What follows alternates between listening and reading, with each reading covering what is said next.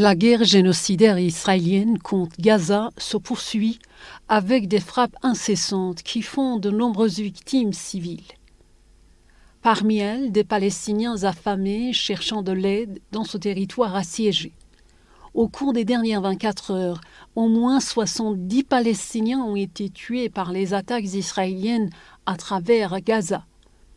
Ces frappes meurtrières ont eu lieu alors que le président américain Donald Trump annonçait qu'Israël avait temporairement arrêté les bombardements pour donner une chance à son plan de trêve. Dans l'une des attaques les plus meurtrières, près de 24 Palestiniens, principalement des femmes et des enfants, ont perdu la vie et des dizaines d'autres ont été blessés dans le quartier d'Al-Toufa, à Gaza. Des dizaines de personnes restent portées disparues sous les décombres. Par ailleurs, 4 Palestiniens cherchant de l'aide ont été tués par les forces israéliennes à Rafah, dans le sud de Gaza. L'armée sioniste a également tué 3 Palestiniens dans des attaques distinctes au centre de Gaza, notamment dans le camp de réfugiés de Nuseirat. Le bilan des victimes de la campagne génocidaire israélienne dépasse désormais les 67 000 morts, avec plus de 169 000 blessés, principalement des femmes et des enfants.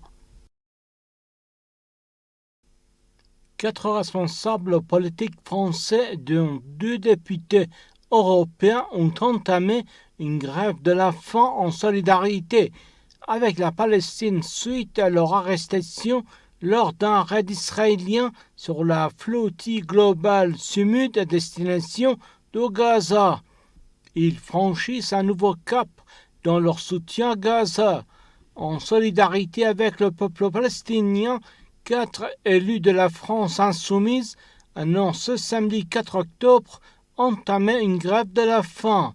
Rima Hassan, Emma Fourreau, François Picmal et Marie Mesmer décident de se priver de nourriture jusqu'à nouvel ordre pour dénoncer leur kidnapping illégal. Le député François Picmal et Marie Mesmer, ainsi que les eurodéputés Rima Hassan et Emma Fourreau, ont été enlevés jeudi par les forces israéliennes au large des côtes des territoires palestiniens. Leur parti, la France insoumise, affirme avoir perdu contact avec les personnes enlevées qui seraient détenues dans des prisons israéliennes dans des conditions difficiles. Selon le parti, plus de 10 détenus sont confinés dans une seule cellule avec un accès limité à l'eau potable. Israël a enlevé près de 500 militants à bord de la flottille qui tentait de briser le siège à Gaza. Certaines des personnes libérées ces derniers jours ont déclaré que les forces israéliennes avaient maltraité des détenus, notamment la militante écologiste Greta Thunberg, la traînant par terre et la forçant à embrasser des drapeaux israéliens. Des négociateurs se trouvent au Caire, la capitale égyptienne, en prévision des pourparlers prévus entre le Hamas et une délégation israélienne visant à mettre fin à la guerre génocidaire du régime sioniste à Gaza. Selon les médias égyptiens, les 2 parties devraient tenir des pourparlers en direct de 2 jours à partir de dimanche.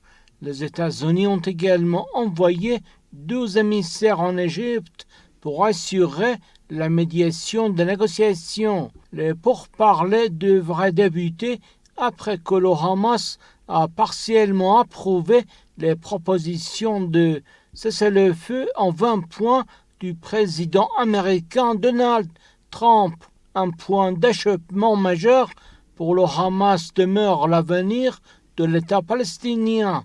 Le groupe de résistance affirme que ce devrait être aux Palestiniens eux-mêmes d'en décider. Cependant, le régime israélien n'a toujours pas entendu l'appel de Trump à l'arrêt des bombardements sur Gaza. Les intentions évidentes à la fois du président américain de son ancien allié Tony Blair et évidemment du régime israélien d'extrême droite actuellement sont les mêmes et depuis toujours, c'est-à-dire contrôler le Moyen-Orient, détruire tous les pays rebelles, tous les pays trop laïques est capable de contester cette domination sioniste de la Palestine historique et même de ses abords, soit au Liban, soit en Syrie. Et donc, voilà les intentions depuis plus de 100 ans, contrôler le Moyen-Orient. On n'est pas encore donc près d'une solution politique générale. Peut-être ceci sera une étape parce que certains pays ont dit qu'ils prendraient le relais de ce plan de Trump, Blair et de Netanyahou pour mettre en œuvre de façon juste et ferme la solution à deux États. Mais cela demande qu'effectivement les Européens, la France, prennent le relais avec d'autres pays, notamment des pays arabes puissants et riches, pour que la mise en œuvre de la solution à deux États soit mise en œuvre de façon pratique et ferme. Et le seul moyen est une résolution sous le chapitre 7 du Conseil de sécurité. Et d'ailleurs, les représentants du Hamas ont bien dit et aussi de l'Égypte ont dit très clairement que la gestion d'administration devait être faite par des Palestiniens, peut-être sous supervision, mais en tout cas sous supervision des Nations Unies, du Conseil de sécurité de l'ONU, et non pas par une coalition d'États qui ont soutenu l'État israélien depuis tout temps. Des négociations indirectes entre le Hamas et le régime israélien concernant le plan de paix pour Gaza proposé par le président américain Donald Trump ont débuté au cœur de la capitale égyptienne. C'est ce qu'a déclaré le secrétaire d'État américain Marco Rubio. Il a exprimé l'espoir que les deux parties parviennent rapidement à un accord. M. Rubio a déclaré qu'il était trop tôt pour parler de la fin de la guerre à Gaza, car il restait du travail à accomplir. L'envoyé spécial américain Steve Witkoff est au cœur pour les négociations. Des représentants du Qatar et de l'Égypte assurent également la médiation. Vendredi, le Hamas a présenté sa réponse officielle à la proposition de paix de Trump. Le mouvement a accepté de libérer tous les prisonniers israéliens détenus à Gaza, mais n'a pas mentionné l'une des exigences clés du plan, le désarmement et l'abandon de toute participation à la gouvernance de Gaza. Le mouvement de résistance Hamas affirme que, malgré l'acceptation apparente d'Israël de l'accord de cessez-le-feu à Gaza proposé par le président américain, le régime sioniste continue de massacrer la population de Gaza. Ces déclarations font suite à l'appel de Donald Trump à Israël pour qu'il réduise ses attaques contre Gaza conformément à son plan de trêve. Le Hamas a déclaré que les bombardements et les massacres de civils incessants d'Israël révèle les mensonges du Premier ministre israélien Netanyahou concernant la réduction des opérations militaires à Gaza. Il a ajouté que de nombreux civils ont perdu la vie samedi lors des raids de bombardement barbares d'Israël, dont un grand nombre d'enfants et de femmes. Le Hamas a exhorté la communauté internationale ainsi que les États arabes et islamiques à prendre des mesures urgentes pour protéger le peuple palestinien à Gaza. Il a appelé à une pression internationale accrue sur le régime sioniste pour qu'il mette fin à sa campagne de génocide et de famine à Gaza. Le mouvement a également appelé les peuples libres du monde à poursuivre leurs actions de solidarité et à faire pression sur Israël pour qu'il cesse son agression contre Gaza. Une arrestation massive de près de 500 personnes à Londres a déclenché une vive inquiétude quant à la liberté d'expression, coïncidant avec l'annonce par le gouvernement britannique de pouvoirs élargis pour restreindre les manifestations. Ces arrestations ont eu lieu lors d'une manifestation pacifique où les participants brandissaient des pancartes contre l'interdiction du groupe militant Palestine Action. Les défenseurs des libertés civiles ont condamné les restrictions, les qualifiant d'attaques contre la liberté d'expression au Royaume-Uni. Le ministère de l'Intérieur a également introduit de nouveaux pouvoirs étendus permettant à la police de disperser ou d'interdire des manifestations répétées.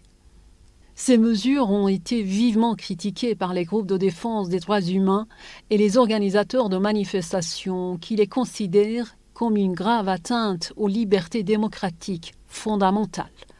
Parallèlement, les manifestations en soutien à la Palestine et réclamant une action gouvernementale accrue pour mettre fin au génocide à Gaza se sont intensifiées dans les capitales européennes.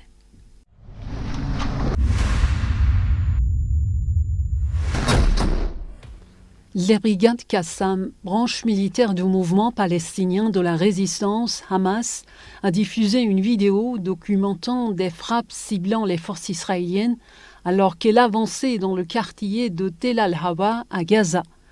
La vidéo montre des combattants du Hamas visant un bulldozer militaire israélien avec un missile Yasin 105. Les combattants de la résistance ont également lancé des obus de mortier sur les forces d'occupation israéliennes lors de leur progression dans le même quartier.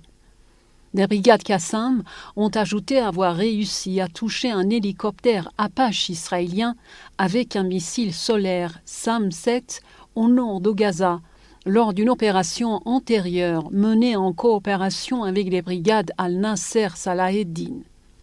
Par ailleurs, les brigades Al-Quds, branche militaire du mouvement djihad islamique, autre mouvement de la résistance palestinienne, ont annoncé avoir frappé une position de militaires et de véhicules israéliens à l'est du quartier Shoujaïa, à Gaza, avec des obus de mortier. Les forces yéménites ont confirmé une nouvelle frappe de missiles balistiques de représailles contre les territoires occupés par Israël en solidarité avec les Palestiniens de Gaza déchirés par la guerre.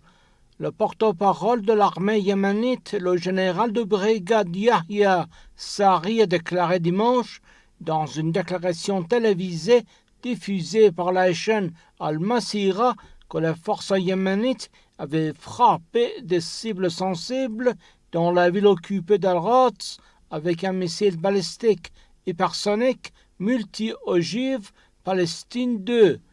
Les forces armées yéménites surveillent la situation à Gaza à la lumière des récents développements. Elles réaffirment qu'avec l'aide d'Allah et en coordination avec le Front de résistance, elles suivent de près la situation, en particulier celle liée à l'arrêt de l'agression sioniste et à la levée du siège de la bande de Gaza, a déclaré M. Sari. Le porte-parole a déclaré que l'opération avait atteint ses objectifs. L'armée s'est engagée à poursuivre ses opérations de représailles contre Israël tant que le régime poursuivra sa guerre génocidaire à Gaza. Des médias avaient précédemment rapporté que les vols à l'aéroport Ben Gourion d'Israël avaient été interrompus après la frappe yéménite. Les forces armées yéménites ont mené des frappes de missiles et de drones contre Israël, endommageant les infrastructures du régime et perturbant les vols internationaux dans ces aéroports. Une importante frappe russe sur la ville ukrainienne de Zaporijia a fait au moins un mort et privé des dizaines de milliers de personnes d'électricité, selon Ivan Fedorov, responsable de la région sud-est de l'Ukraine. Il a rapporté qu'une attaque combinée impliquant drones et bombes aériennes a également blessé au moins 9 personnes, causé des dégâts aux bâtiments résidentiels et coupé l'alimentation électrique de plus de 73 000 foyers. Cette escalade tragique illustre les conséquences désastreuses de l'absence persistante de dialogue entre les parties en conflit. Pour Moscou, les pays européens sont responsables de l'échec des négociations, les accusant de ne pas avoir fait preuve de suffisamment de volonté politique pour trouver un compromis, ce qui a contribué à l'aggravation du conflit. Alors que la situation sécuritaire se dégrade, les forces polonaises ont dû mobiliser leurs avions et renforcer leur défense terrestre afin de protéger leur espace aérien, notamment dans les régions frontalières avec l'Ukraine. À l'approche de l'hiver, l'intensification des hostilités suscite des craintes grandissantes d'un débordement du conflit vers les pays voisins, ce qui représenterait une menace majeure pour la stabilité régionale. Pour nombreux commentateurs, ce contexte souligne l'urgence d'un retour aux négociations sérieuses et constructives. Les revendications russes, centrées sur la sécurité et la protection des populations, apparaissent alors comme des éléments essentiels pour éviter une escalade aux conséquences dramatiques. L'expansion de l'OTAN vers l'Est, en intégrant plusieurs pays proches des frontières russes, est perçue par Moscou comme une menace directe à sa sécurité. La possible adhésion de l'Ukraine à l'Alliance a particulièrement alarmé la Russie et a contribué à la décision russe d'intervenir en Ukraine, même si la situation reste complexe, avec des enjeux de souveraineté et de droit international également en jeu. Le président américain Donald Trump a autorisé le déploiement de 300 soldats de la Garde nationale à Chicago en réponse à ce qu'il a décrit comme des émeutes violentes liées à sa politique répressive contre les immigrants. Cette décision intervient quelques heures après que des agents des patrouilles frontalières ont tiré sur une femme armée qui, selon les autorités ainsi que d'autres personnes, aurait percuté des véhicules de force de l'ordre dans la ville. Chicago rejoint aussi Washington, Los Angeles, Memphis et Portland, des villes déjà ciblées par des déploiements similaires de troupes. Un juge fédéral a temporairement bloqué le déploiement à Portland. Cette mesure de la Maison-Blanche s'inscrit dans une politique répressive militarisée de l'immigration qui a déclenché des manifestations massives à travers le pays. Les responsables locaux et étatiques ont vivement critiqué cette politique, le sénateur de l'Illinois, Dick Durbin, qualifiant cette action de chapitre honteux de l'histoire des États-Unis. Le dirigeant de la République populaire démocratique de Corée, Kim Jong-un, a promis des contre-mesures militaires en réponse à la présence croissante des forces militaires américaines dans la péninsule coréenne. Il s'exprimait lors d'une importante exposition d'armes en proportion directe du renforcement des forces américaines en Corée du Sud. Notre intérêt stratégique pour la région a également augmenté et nous avons en conséquence alloué des moyens spéciaux à des cibles clés d'intérêt, a déclaré Kim dans un rapport publié dimanche par l'agence de presse officielle KCNA. La télévision d'État a diffusé des images de l'événement montrant un missile balistique à courte portée. Pyongyang a qualifié ces avancées militaires compte tenu de réponses nécessaires à la politique hostile des États-Unis. Il a réitéré son droit de renforcer ses capacités de défense et de consolider ses alliances stratégiques contre l'agression américaine. La semaine prochaine, Kim Jong-un doit mener un grand défilé militaire pour célébrer le 80e anniversaire du Parti des travailleurs de Corée au pouvoir.